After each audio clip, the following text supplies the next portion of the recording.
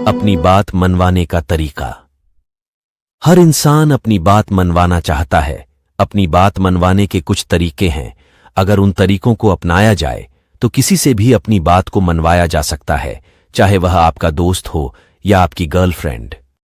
किसी भी व्यक्ति से अपनी बात मनवाने का सबसे आसान तरीका है कि उसके फायदे और नुकसान को ध्यान में रखते हुए उसकी जरूरतों का ख्याल रखा जाए।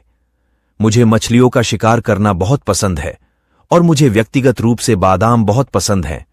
लेकिन जब मैं मछलियों का शिकार करता हूं तो मैं यह नहीं सोचता कि मुझे क्या पसंद है, मैं ये सोचता हूं कि मछलियों को क्या पसंद है। इसलिए मैं कांटों में बादाम नहीं डालता, कीड़े डालता हूं तो मछलियां फंस जाती हैं। लेकिन जब हम इंसानों को अपने काबू में करना चाहते हैं और उनसे अपनी बात मनवाना चाहते हैं तो ये तरीका क्यों नहीं अपनाते। किसी भी व्यक्ति से अपनी बात मनवाने का सबसे आसान तरीका है कि बात करते हुए उसकी जरूरत का ख्याल रखा जाए, उसके फायदे और नुकसान को ध्यान में रखा जाए।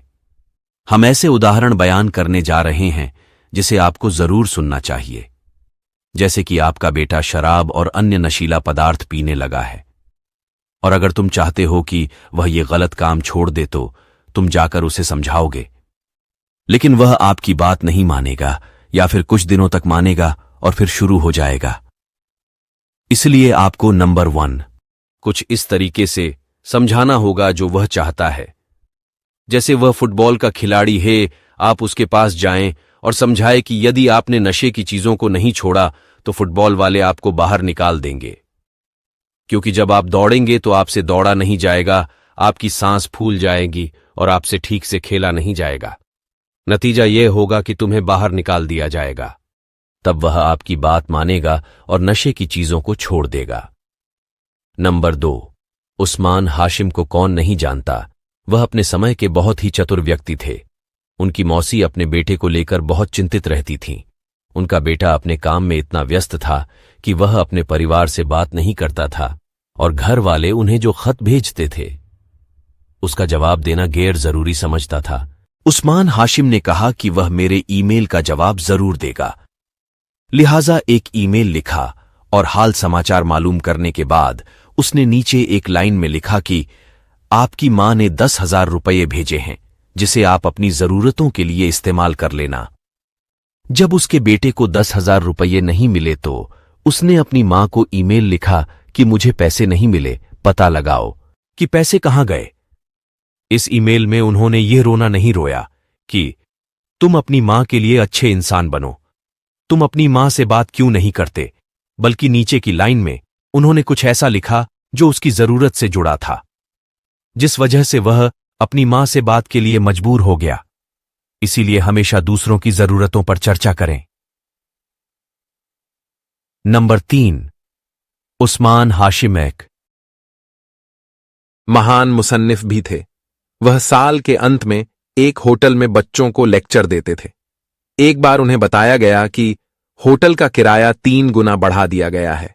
उस्मान हाशिम 3 गुना किराया देना नहीं चाहते थे।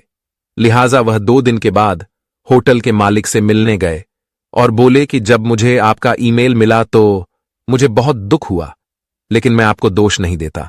अगर मैं आपकी जगह होता तो शायद मैं भी यही करता।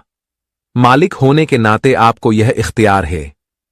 अगर आप किराया बढ़ाना ही चाहते हैं तो आइए देखते हैं इससे आपको क्या फायदा होगा और क्या नुकसान होगा। अगर आप मुझे होटल नहीं देंगे तो आप किसी और को देंगे और ज्यादा से ज्यादा नफा हासिल करेंगे। ऐसे में आपको फायदा तो होगा मगर ज्यादा नफा नहीं होगा। आप मुझसे जो किराया मांग रहे हैं मैं उसे नहीं चुका सकता, इसलिए मुझे दूसरा होटल बुक करना पड़ेगा और मेरा लेक्चर सुनने के लिए देश भर से पढ़े लिखे लोग आते हैं, जिससे आपको बहुत फायदा होता है और फ्री में आपके होटल की शोहरत भी हो जाती है। अगर आप होटल की शोहरत के लिए यूट्यूब, फेसबुक, इंस्टाग्राम और ट्विटर पर लाखों रुपए भी खर्च करेंगे तो भी इतने लोग आपके होटल पर नहीं आएंगे जितने लोग मेरा लेक्चर सुनने के लिए दुनिया के कोने कोने से आते हैं।